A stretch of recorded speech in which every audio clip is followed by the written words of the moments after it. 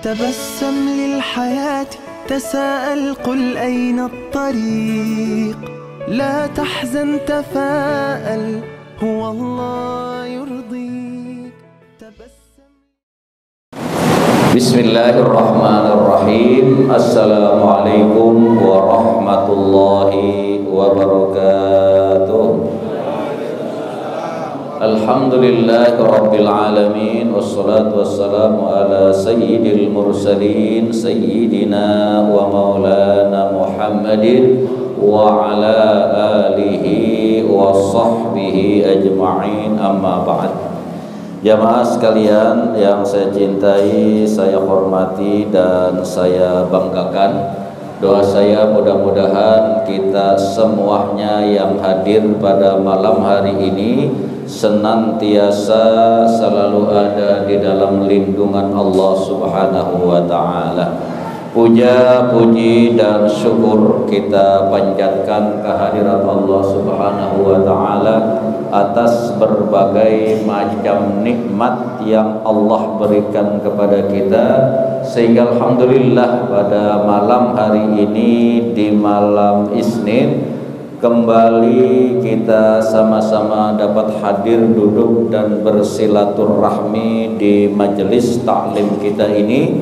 Mudah-mudahan setiap langkah kaki kita menuju tempat ini, hadir dan duduknya kita, ngaji dan silaturahminya kita, kesemuanya akan mendapat ganjaran dan balasan pahala dari Allah Subhanahu wa ta'ala. Allahumma salli ala Sayyidina Muhammad wa ala ali Sayyidina Muhammad.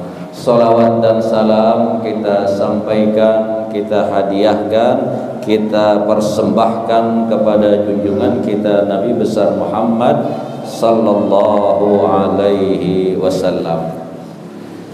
Jamaah sekalian, Bapak Ibu yang memuliakan dan dimuliakan Allah, sejenak kita pasang telinga kita buka pintu hati kita dengarkan dan kita simak apa yang pernah disabdakan oleh Nabi kita Muhammad sallallahu alaihi wasallam. Ada satu hadis yang diriwayatkan dari Abu Hurairah radhiyallahu taala anhu. Kata beliau, sami'tu Rasulullah sallallahu alaihi wasallam yaqul. Kata Abu Hurairah, aku pernah mendengar Nabi kita Muhammad sallallahu alaihi wasallam bersabda, man kana yarju liqa Allahi falyukrim ahlallah. Nabi kita Muhammad sallallahu alaihi wasallam, beliau pernah bersabda, man kana yarju liqa Allah, siapa orang yang kelak di akhirat kepengen ketemu Allah, siapa orang yang kelak di akhirat kepengen berjumpa kepada Allah Subhanahu wa ta'ala, maka metode dan caranya saat hidup di dunia, fal yukrim ahlallah, maka muliakanlah ahli Allah. Ketika kita mendengar kata-kata ahli, ketika kita mendengar kata-kata keluarga, mungkin bayangan kita, kalau keluarga itu ya kalau tidak kedua orang tua kita, anak-anak kita, keponakan kita, paman kita, dan seterusnya. Itulah bayangan ketika kita mendengar kata-kata ahlu, mendengar kata-kata keluarga. Nah, maksud dari hadis ini, maksud dari apa yang disabdakan oleh Nabi kita Muhammad sallallahu alaihi wasallam, siapa orang yang ingin berjumpa dengan Allah, maka hendaknya orang itu harus memuliakan ahlullah, harus memuliakan keluarga Allah. Bayangan yang ada pada diri kita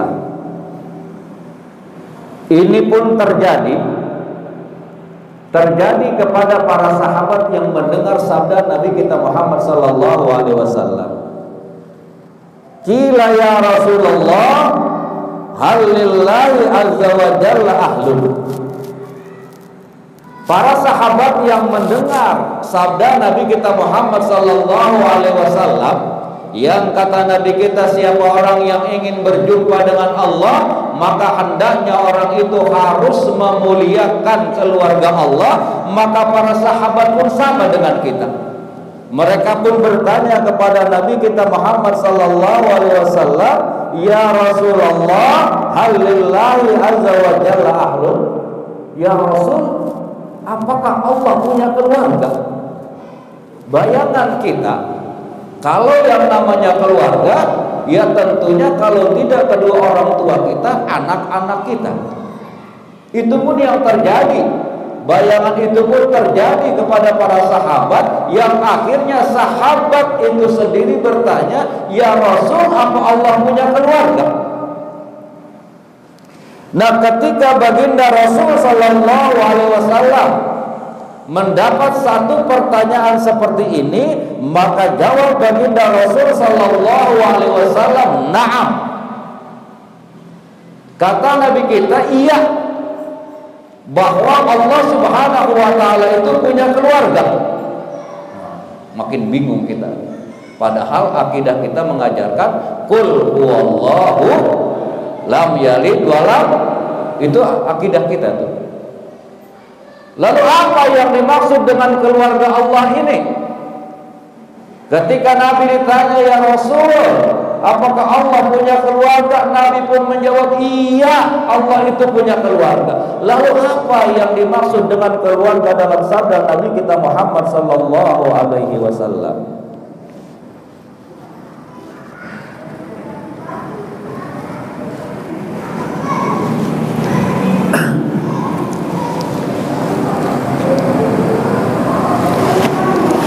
Kila man ya Rasulullah, kila man hum ya Rasulullah. Kata para sahabat, ya Rasul, kalau memang Allah itu punya keluarga, lalu siapa mereka itu yang termasuk dan tergolong keluarganya Allah Subhanahu wa ta'ala?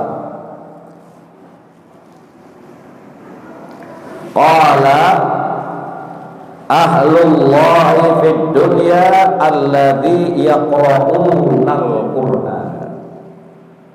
Kata Nabi kita Muhammad sallallahu alaihi wasallam, sesungguhnya keluarga Allah di dunia ini adalah mereka yang senantiasa selalu membaca Al-Qur'an. Maksud dari kata ahlu, maksud daripada kata keluarga di sini bukan Allah punya anak, bukan Allah punya bapak, bukan Allah punya keturunan. Yang dimaksud keluarga dalam sabda Nabi kita Muhammad SAW adalah orang-orang yang dekat dengan Allah, orang-orang yang dicintai oleh Allah. Orang itu tidak lain adalah orang yang saat hidup di dunianya yaqra'unal Qur'an. Orang yang saat hidup di dunianya mereka rajin membaca Al-Qur'an. Itulah yang dimaksud dengan keluarga.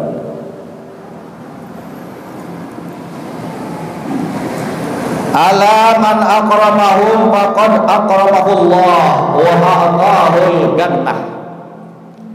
Kata Nabi, ketahuilah, siapa orang yang memuliakan orang-orang yang senantiasa selalu membaca Al-Qur'an, maka sesungguhnya Allah Subhanahu wa ta'ala memuliakan orang itu. Wa a'tahul jannah. Dan orang yang memuliakan orang yang membaca Al-Qur'an, maka sesungguhnya orang itu akan masuk ke dalam surganya Allah Subhanahu wa ta'ala. Bayangkan saudara, cinta saja kita, cinta doang, cinta, senang dengan orang yang suka membaca Al-Qur'an, itu akan dimasukkan ke dalam surganya Allah. Apalagi kalau kita pelakunya, Apalagi kalau kita orangnya yang selalu membaca Al-Quran, ngedengerin doang, suka doang, cinta doang kepada orang yang selalu membaca Al-Quran, itu kata Allah akan dimasukkan ke dalam surga. Bagaimana kalau kita lah orangnya yang senantiasa selalu membaca Al-Quran? Kira-kira bisa dipaham gak ini ya? Wa man ahanahu faqad ahanahu Allah wa adkhalahu nar. Dan siapa orang yang menghina, siapa orang yang merendahkan, siapa orang yang mengejek orang yang suka membaca Al-Quran, maka sesungguhnya orang itu adalah menghina dan mengejek Allah, dan orang ini patut masuk ke dalam neraka jahanam. Cinta kepada orang yang membaca Al-Quran, kita akan masuk ke dalam surganya Allah. Benci kita, enggak suka kita, ngeyel kita kepada orang yang suka membaca Al-Quran, maka sesungguhnya kita menghina Allah, dan jatah kita nanti dalam kehidupan akhirat bukanlah surga tetapi neraka. Nauzubillahi min dzalik. Intisari dari sabda, dari hadis yang disabdakan oleh Nabi kita Muhammad SAW.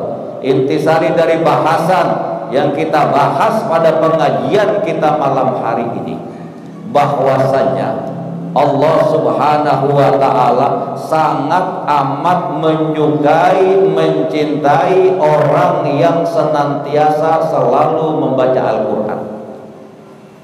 Allah Subhanahu wa ta'ala akan memasukkan ke dalam surganya orang-orang yang membaca Al-Quran dan orang-orang yang suka mendengarkan orang membaca Al-Quran.